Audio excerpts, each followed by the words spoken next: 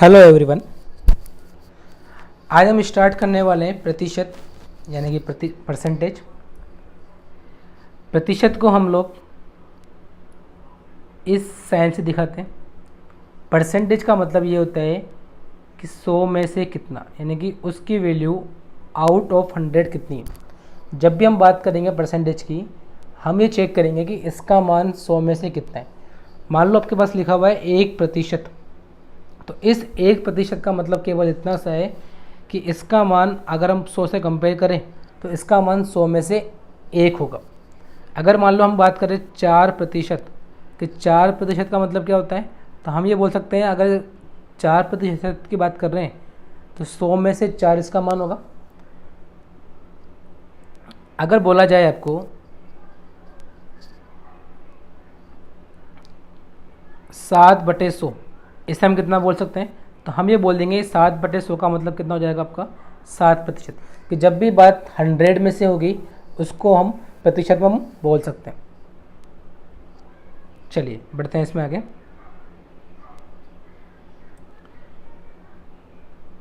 सबसे पहले हम बात करते हैं परसेंटेज चेंज की। हाँ, अगर हमसे क्वेश्चन पूछा जाए प्रतिशत चेंज निकालना है तो जिससे हम कंपेयर कर रहे हैं, यानी जिसको हम कंपेयर कर रहे हैं वो वाली वैल्यू आती है आपके पास ऊपर, और जिसके साथ हम कंपेयर कर रहे हैं वो आता है आपके पास नीचे। और परसेंटेज निकालने के लिए हम उसको 100 से मल्टीप्लाई कर देते हैं। जैसे हमने 2 नंबर लिए हैं, ए को माना है हमने 80 और बी को माना है हमने 100। इन 2 नंबर के बेस पे हम 4 तरह से परसेंटेज चेंज निकाल सकते हैं। जैसे पहला क्वेश्चन हमारा बनता है कि A is what percentage of B, मतलब ए बी का कितना प्रतिशत है। तो हम जिसका मान निकालना चाहते हैं वो वैल्यू आती है ऊपर। हम निकालना चाह रहे हैं कि ए कितना परसेंट है, तो ए आपका आएगा ऊपर। और हमें कंपेयर कर रहे हैं बी के साथ, कि हम किससे निकाल रहे हैं, बी का, यानी हम कंपेयर कर रहे हैं बी से, तो बी आ जाएगा आपका डिवाइड में, यानी ए अपॉन बी इंटू 100। अगर हम बात करें ए की वैल्यू की, तो ए की वैल्यू 80 थी, तो ये आपका आ गया 80। बात करें बी की, तो बी की वैल्यू 100 थी, ये आपका आ गया 100। यानी 80/100 और परसेंटेज निकालना है तो हमने इसको 100 से मल्टीप्लाई कर दिया। इसी में अगर हम सेकंड क्वेश्चन की बात करें कि B is what percentage of B, मतलब कि बी ए का कितना प्रतिशत है। हमें इस बार मान निकालना है कि बी कितना प्रतिशत है, तो जो मान निकालना है वो आएगा ऊपर, और जिससे हम कंपेयर कर रहे हैं कि ए का कितना परसेंट है, यानी ए आपका आएगा डिवाइड में, तो हम इसको बोल सकते हैं बी अपॉन ए इंटू 100। देखिए बी का मान हमारे पास 100 था, ए का मान हमारे पास 80 था, तो ये 100/80 और परसेंटेज के लिए 100 से मल्टीप्लाई कर दिया हमने। चलिए तीसरा क्वेश्चन बनता है इसके अंदर कि वाई हाउ मच प्रतिशत percentage A is less than B, मतलब ए बी से कितने प्रतिशत कम है। तो देखिए हमारे पास हम बात कर रहे हैं, हमें किसका परसेंटेज निकालना है, हमें परसेंटेज निकालना है कि ए बी से कितना कम है, यानी कम वाला पार्ट आपका ऊपर आएगा। तो कम कितना होगा, बी माइनस ए, जो उन दोनों का डिफरेंस है वो आपके ऊपर आ जाएगा। कंपेयर किससे कर रहे हैं हम, कि किससे कितना कम है, तो हम कंपेयर कर रहे हैं बी से कितना कम है, तो डिवाइड में आएगा आपका बी, तो वैल्यू मिल जाएगी आपको 80 और 100 का डिफरेंस 20। कंपेयर बी से कर रहे हैं इसलिए बी का मान आ जाएगा डिवाइड में 100, और परसेंटेज के लिए हम 100 से मल्टीप्लाई कर देंगे। चलिए आगे बढ़ते हैं इसके अंदर। By how much percentage B is more than A, मतलब बी ए से कितने प्रतिशत ज़्यादा है, चाहे बात कम की हो चाहे बात ज़्यादा की हो। इट मीन्स इन दोनों का डिफरेंस ही आएगा, यानी ये डिफरेंस तो आएगा आपका ऊपर कि कितना ज़्यादा है या कितना कम है। इस बार हम कंपेयर कर रहे हैं ए से, तो डिवाइड में आपको मिल जाएगा ए, 100 से मल्टीप्लाई कर देंगे इसको। इसी के बेस पर हम 1-2 एग्जाम्पल और समझते हैं इसको।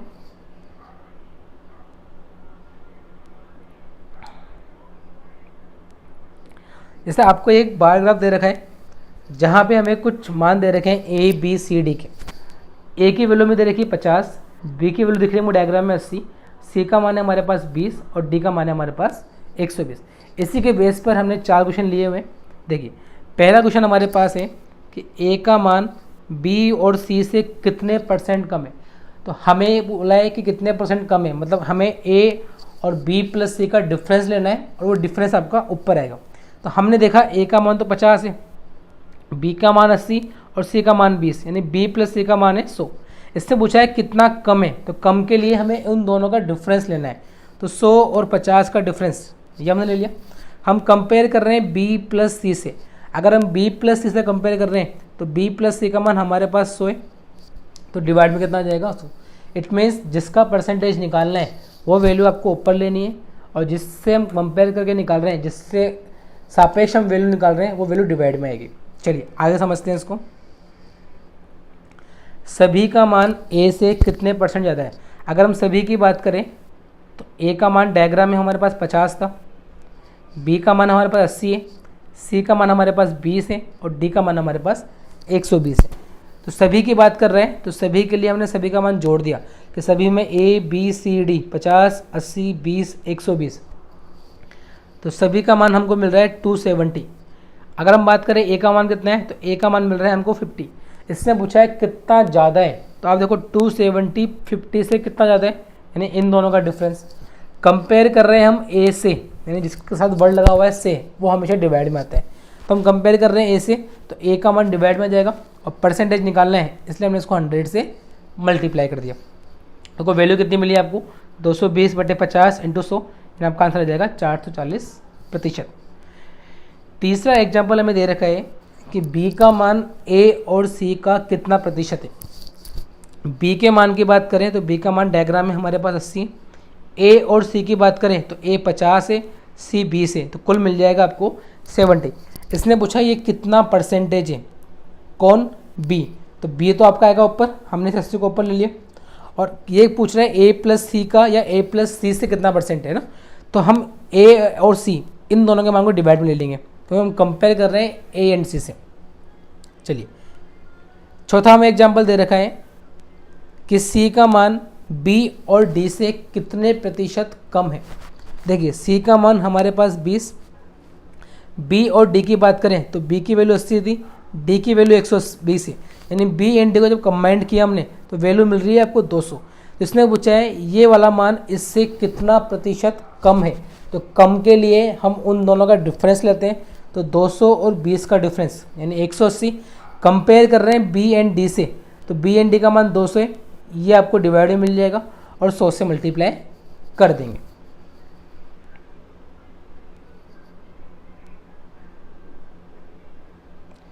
चलिए आगे एक और एग्जाम्पल समझते हैं इसका। हमने एक पाई चार्ट लिया हुआ है जिसमें हमें कुछ वैल्यू दे रखी है a b c d और e की। जैसे a का मान 50, b का मान 30, c का मान 20, d का मान 40 और e का मान 10। पहला क्वेश्चन हमसे पूछा है कि a is what percentage of all, कि a सभी का कितना प्रतिशत है। देखो अगर हम बात करें a की, तो a का मान तो हमारे पास आ रहा है 50, और सभी की बात करें तो सभी के लिए आपको इन सभी मान को जोड़ना पड़ेगा। जैसे 50 + 30 + 20 + 40 + 10। हमसे पूछा है कितना परसेंट है a, यानी a का मान निकालना है, तो जिसका मान पूछा है वो तो आएगा आपका ऊपर, और जिसके सापेक्ष हम कंपेरिजन कर रहे हैं सभी का, वो आ जाएगा आपका डिवाइड में। तो ये वैल्यू मिल जाएगी आपको 50/150 × 100। सेकेंड एग्जाम्पल हमसे बोल रहे हैं कि c is what percent less than b + e + d, कि c b e और d से कितने प्रतिशत कम है। तो c का मान हमारे पास 20 है।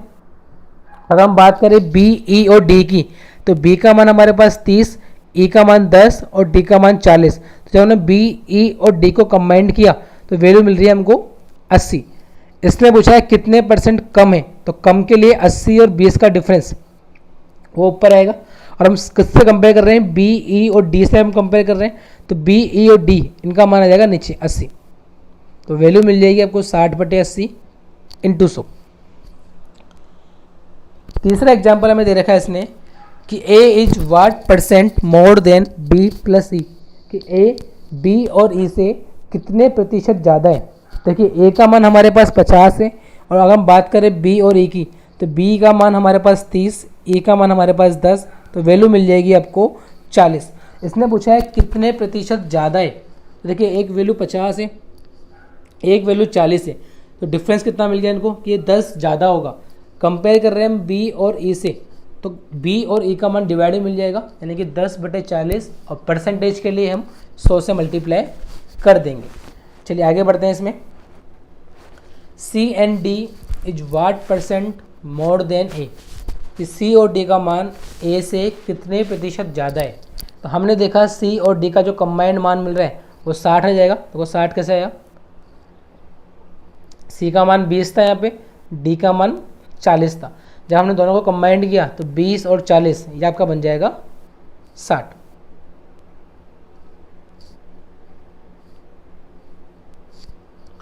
तो और ए का जो हमारे पास मान आ रहा है वो 50 है। इसने बोला है कितने परसेंट ज़्यादा है, ज़्यादा का मतलब इन दोनों का डिफरेंस लेना है। तो 60 और 50 का डिफरेंस 10 मिल गया।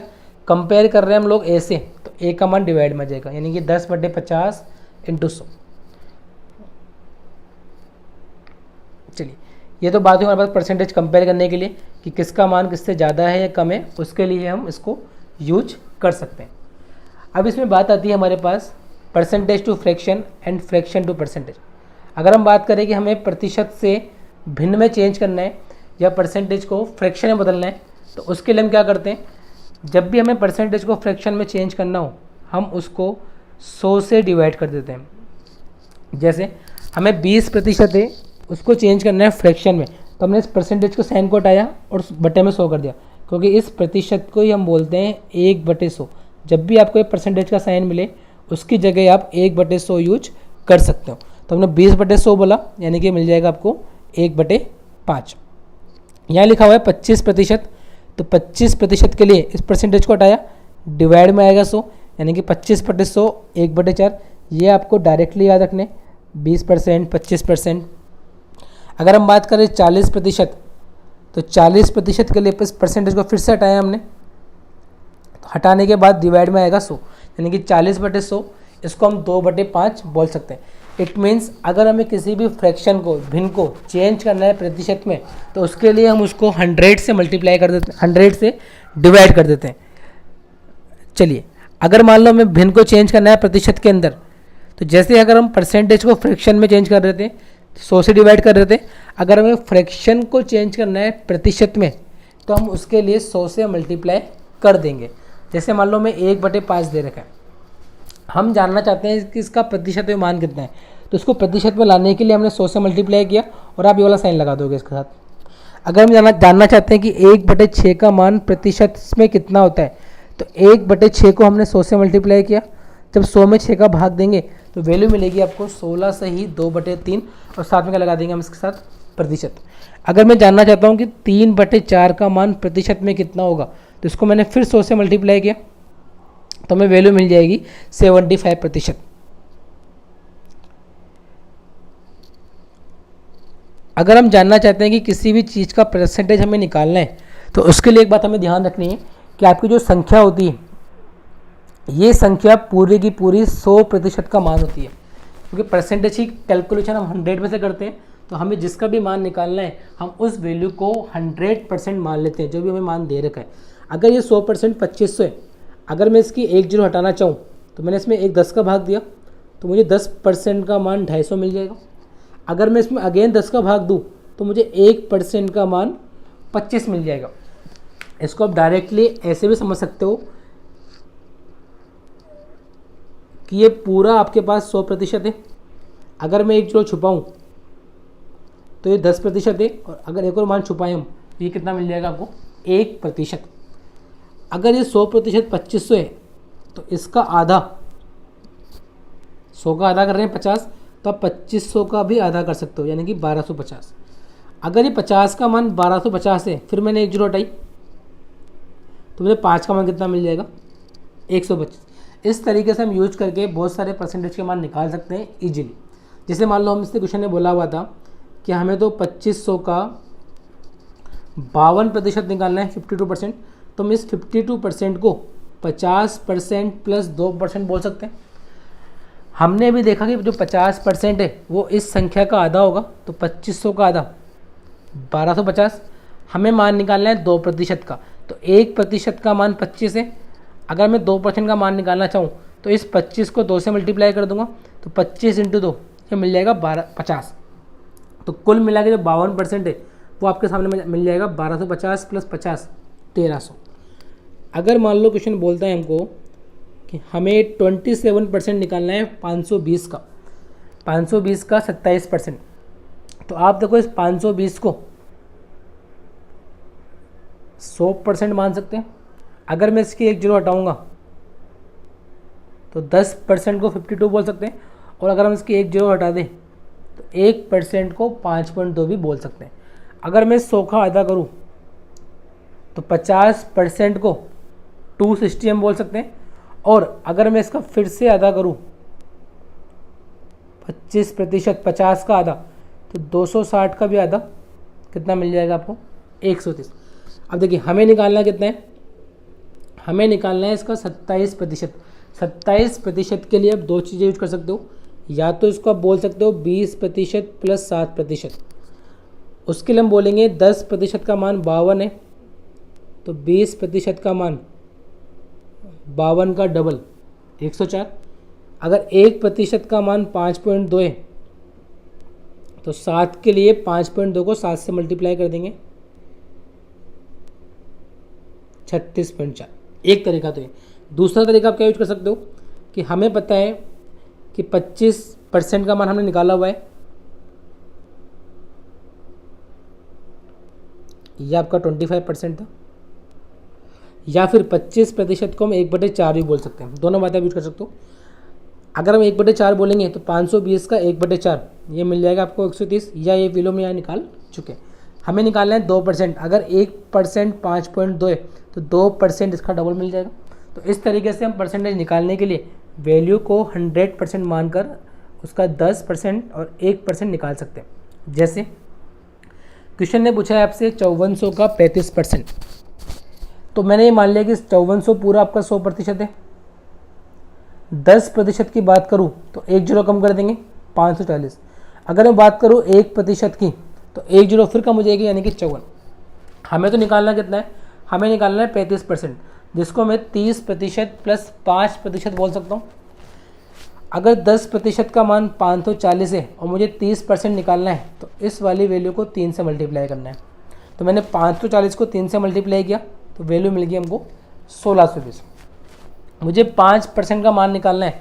अगर 10% का मान 540 है तो 5% 10 का आधा होगा, तो 540 का आधा ये मिल जाएगा आपको 270। उसको ऐड कर देंगे आपस में।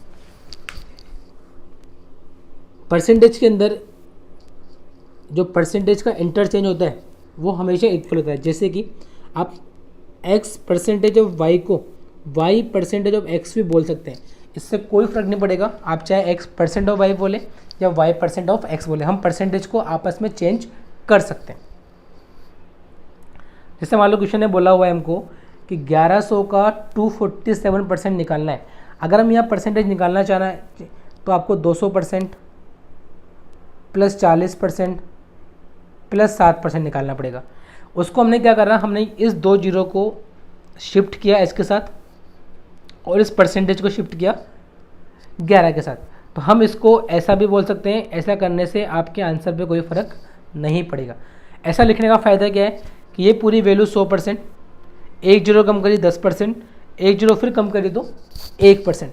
हमने बोला कि हमें 11 निकालना है, तो 11 को हम बोल सकते हैं 10 प्लस 1। 10% का मान निकाला हुआ है 2470, 1% 247, तो ये पूरा कंबाइंड मिल जाएगा आपको 2717। मान लो क्वेश्चन बोलता है आपको कि आपको 480% निकालना है 122 का। इंग्लिश में बोल सकते हैं 480% ऑफ 122, या फिर इसको हम ऐसा भी बोल सकते हैं कि अगर मैं इस परसेंटेज को यहाँ लगा दूँ तो 480 का 122%। उसका फ़ायदा क्या है, 122 को आप 100 प्लस 20 प्लस 2 बोल सकते हो। 100% पूरी की पूरी संख्या आपको मिल जाएगी। 20% अगर 10 का मान 48 है तो 20 का मान 96, और हमें 2 का मान निकालना है। तो इस 20 और इस 2 में एक जीरो का फ़र्क है, तो एक संख्या वाले पॉइंट लग जाएगा। तो इसका आंसर बन जाएगा 585.6। चलिए बढ़ते हैं इसमें आगे। अब परसेंटेज के लिए इसमें एक इम्पोर्टेंट टेबल है आपकी fraction to percentage conversion table, कि हम प्रतिशत के कुछ मान होते हैं जो फ्रैक्शन में फिक्स होते हैं और कुछ फ्रैक्शंस होते हैं जिनके मान परसेंटेज में होते हैं। हालांकि हम सारे मान निकाल सकते हैं, बट अगर हम इन वैल्यूज़ को याद कर लें तो ये वैल्यू हमारे पास प्रॉफिट एंड लॉस, एसआई से ही हर जगह पर काम आएगी। जैसे हमारे पास एक वैल्यू होती है फ्रैक्शन में एक वैल्यू होती है प्रतिशत में। अगर कहीं पर भी लिखा हुआ है 100% तो उसको आप एक भी मान सकते हैं कि कहीं पर भी अगर 100% है तो उसका मान एक होता है। तो मैं ऐसा बोल सकता हूँ कि मान लो कहीं पर अगर 2 लिखा हुआ है तो मैं इस 2 को 200% भी कह सकता हूँ। मान लो कहीं पे 5 लिखा हुआ है तो मैं इस 5 को 500% भी कह सकता हूँ। मतलब 100% के जो मल्टीपल्स है वो गिनती में चलेंगे एक, अगर 200 है तो 2, अगर 700% है तो इसको हम 7 भी बोल सकते हैं। ठीक है, चलिए आगे बात करते हैं इसमें। एक के बाद सेकंड फ्रैक्शन मिलता है आपको 1/2। इस 1/2 को हमने चेंज किया प्रतिशत में, तो हमको परसेंटेज में चेंज करना है, तो इसको 100 से मल्टीप्लाई किया और 100 से मल्टीप्लाई करने में कितना मिल जाएगा आपको 50%। अगर मैं बात करूँ 1/3 की, जब इसको मैंने 100% से मल्टीप्लाई किया तो वैल्यू मिली 33.33%, या इसको 33 1/3% भी बोल सकते हैं। ये आपके एग्जाम के साथ थोड़ा इंपॉर्टेंट है, 1/3। आगे बात करें तो 1/4, इसको परसेंटेज चेंज करना है, इसको फिर 100 से मल्टीप्लाई किया तो वैल्यू मिल जाएगी आपको 25%। इट मीन्स अगर कहीं पर आपको 25% लिखा हुआ है तो उसकी जगह पर आप 1/4 भी यूज कर सकते हैं, और कहीं पर अगर 1/4 लिखा हुआ है तो उसको आप 25% भी बोल सकते हैं। ऐसा अगर हम आगे बात करें 1/5, इसको जब 100 से मल्टीप्लाई करेंगे तो वैल्यू मिल जाएगी आपको 20%। अगर हम बात करें 1/6 की, सबसे ज़्यादा आपके एग्जाम में यही काम आएगा 1/6। 1/6 को जब 100 से मल्टीप्लाई किया यानी कि 100/6, और जब 100 में 6 का भाग देंगे या तो हमको वैल्यू मिलेगी ये वाली, या फिर इसको हम फ्रैक्शंस के टर्म्स में ऐसा भी बोल सकते हैं 16 सही 2/3%। इसके बाद फ्रैक्शन आता है आपके पास 1/7, जब 100 में 7 का भाग देंगे तो वैल्यू मिल जाएगी आपको 14.28%, या 14 सही 2/7%। मतलब 7 के लिए आपके पास 14 की टेबल चलेगी। अगर हम बात करें 1/8, तो 1/8 को हम बोलते हैं 12.5%, यानी कि 12.5%। इसका मतलब ये कहीं पर भी अगर आपको 12.5% लिखा हुआ मिल जाए तो उसको आप 1/8 मान सकते हो। जैसे क्वेश्चन में लिखा हुआ है कि हमें 48 का 12.5% निकालना है, तो इसकी जगह आप डायरेक्टली 1/8 यूज करेंगे और का को हम बोल सकते हैं मल्टीप्लाई, तो सीधा आपका आंसर मिल जाएगा 48 का 1/8 यानी कि 6। तो फ्रैक्शन हमारे पास इस तरीके से काम आ सकते हैं। आगे बात करते हैं हम लोग 1/8 के बाद 1/9 यानी कि 11.11%, यानी 11.11%, या इसको आप बोल सकते हो 11 से ही 1/9%। अगर हम बात करें 1/10, तो इसका मान होता है 10%। 1/11 इसको बोलते हैं 9.09%, या फिर 9 से ही 1/11%। अगर हम बात करें 1/12 की, जब 100 में 12 का भाग देंगे या तो आप इसको ऐसा बोलोगे, या इसको आप 8 से ही 1/3% भी बोल सकते हैं।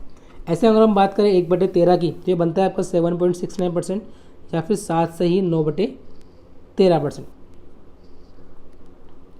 1/14, जैसे 1/7 के लिए 14 की टेबल चलती है 14.28, ऐसे ही 1/14 के लिए 7 की टेबल चलेगी यानी कि 7.14%।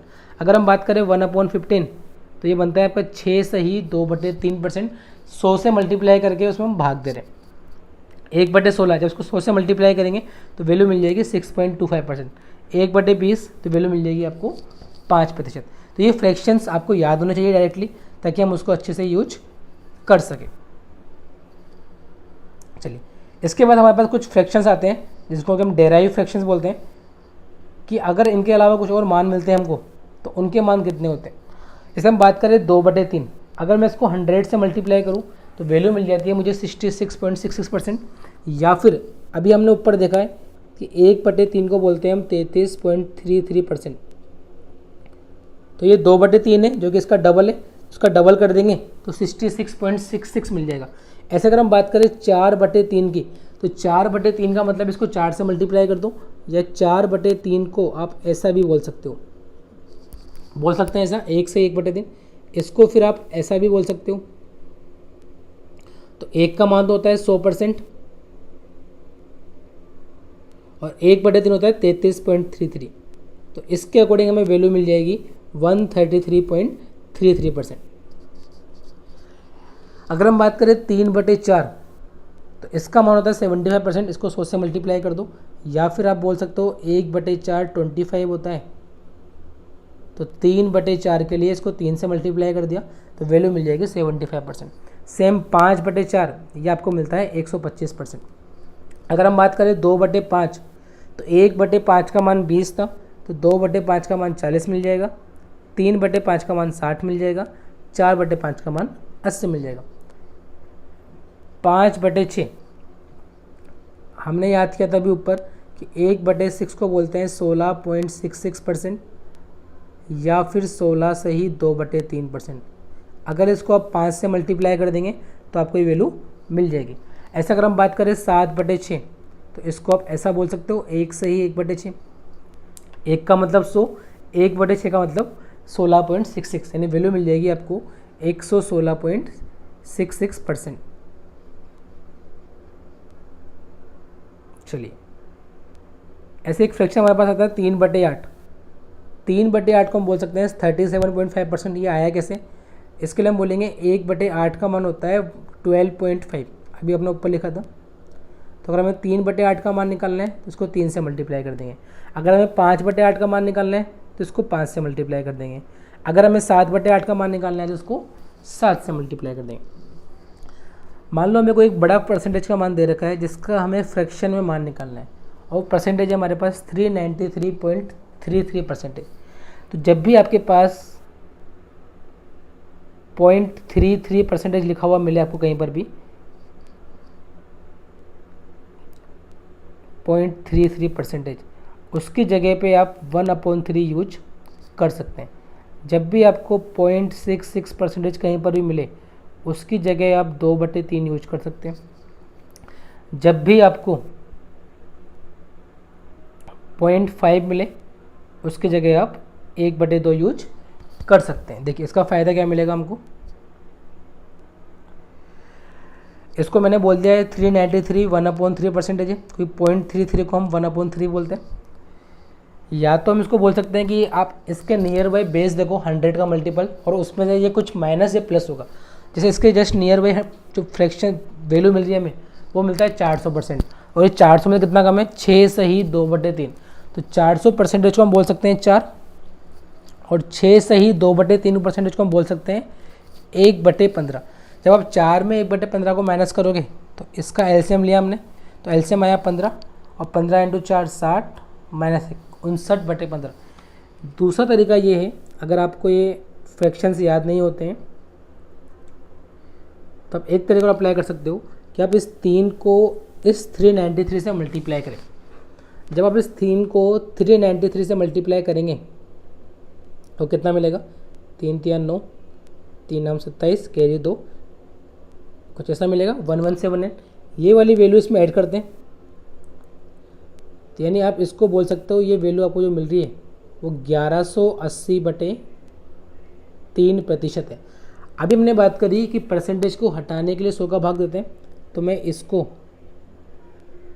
1180/300 बोल सकता हूँ। आप देखेंगे 1 0 से 1 0 कट जाएगा, और जब मैं इसको 2 के पार्ट से काटूंगा तो वैल्यू मिल जाएगी आपको 59 ऊपर नीचे 15। तो अगर आपको फ्रैक्शन से याद नहीं होते हैं तो आप क्या कर सकते हो, इनको उससे मल्टीप्लाई करें, प्लस करें, और परसेंटेज को हटाने के लिए हम 100 का भाग दे सकते हैं। देखो आगे समझते हैं वापस से। हमसे पूछा है 444 4/9%, तो इसके नियर बाई जो बेस मिल रहा है वो 400%, तो हम बोल सकते हैं 400 + 44 से ही 4/9%। अभी हमने ऊपर एक मान लिखा था 11 से ही 1/9%, इसको हम बोलते हैं 1/9। अगर हमें 44 का मान निकालना है उसको 4 से मल्टीप्लाई कर दें। जब इसको 4 से मल्टीप्लाई करेंगे तो ये 4 बन जाएगा, ये 4, ये 4 और ये 4, यानी 44 से 4/9% को आप 4/9 भी बोल सकते हो। तो यहाँ पे 4 आया, यहाँ 4/9, जब इन दोनों को सोल्व किया एलसीएम लेके तो वैल्यू मिल जाएगी आपको 40/9। एक तरीका और आप यूज कर सकते हो वही पुराना वाला कि आप इस 9 को